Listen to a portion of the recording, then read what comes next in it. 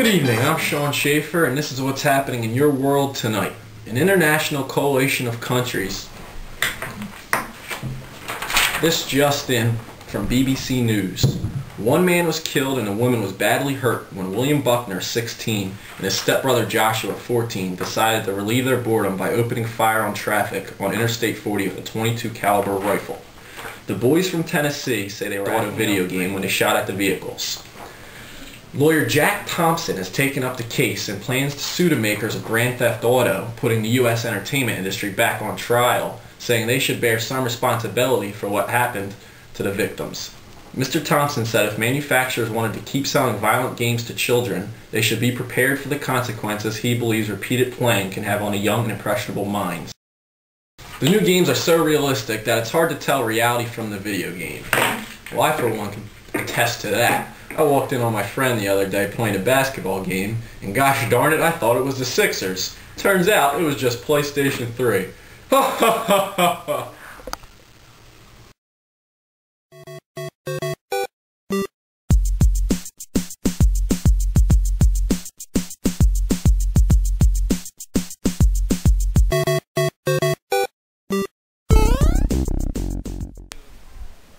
Atari was released in 1972. It was the first gaming system to feature a joystick control. The games for the system were very simple puzzle-like games such as Frogger and Pong. This system brought video games into consumers' homes for the first time. Nintendo, released in 1983, had a production run for over a decade, with the last one being made in 1994. Over 700 games were made, with Mario Bros. And Duck Hunt anchoring the early days. It sold 60 million systems and was the first system to have player interaction using a gun.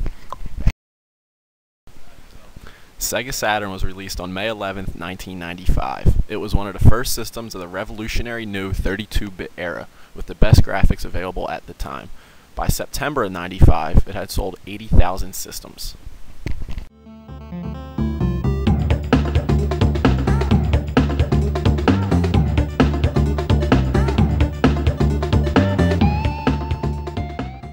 My favorite game is Mario Super Smash Bros. It's for Nintendo 64, and the thing I like about Nintendo 64 is it's a lot less complicated than the newer games today.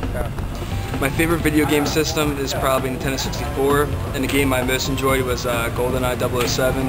I still play it because of, repetition. I played it before. When I feel like playing an older game, I'll put that on.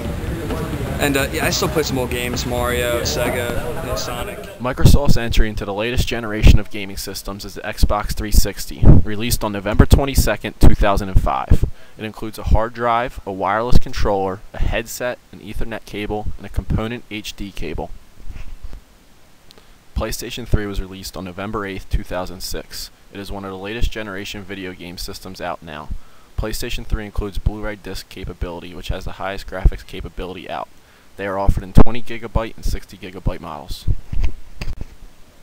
The Nintendo Wii was released on March 31, 2006.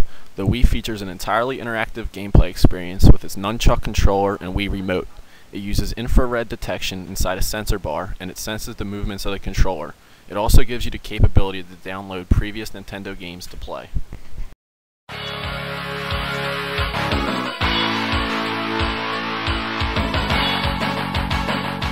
The type of games that I like to play is action-adventure games.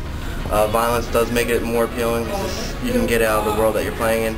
And the way I feel is it's just a fantasy. It doesn't really mean much more than that to me. Hey, my name's Greg. I like to play hack and slash video games. I played the new God of War. That's probably my favorite type of video game. What makes them more appealing to me is the graphics being good and like the violent games with swords and stuff like that.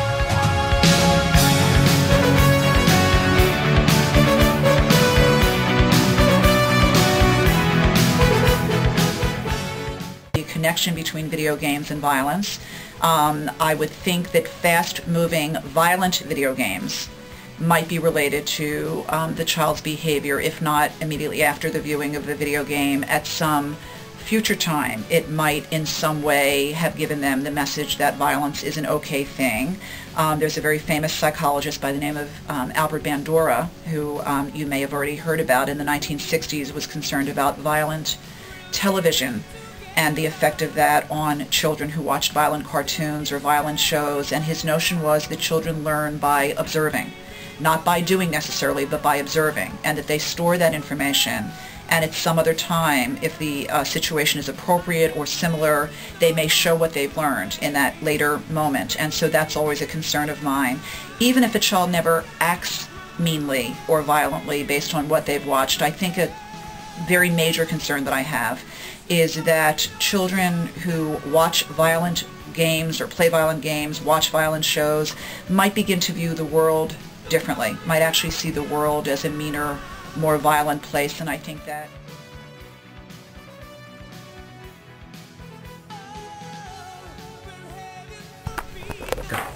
I'll tell you one thing.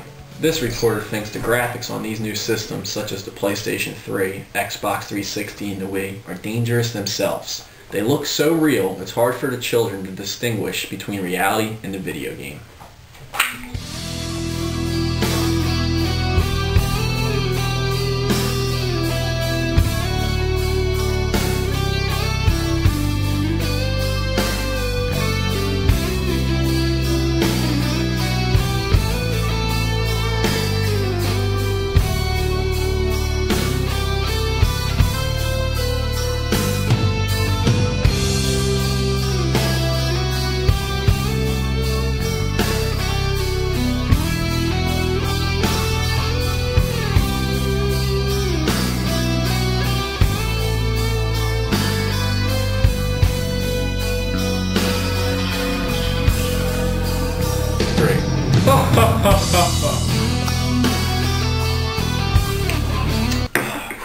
I needed that.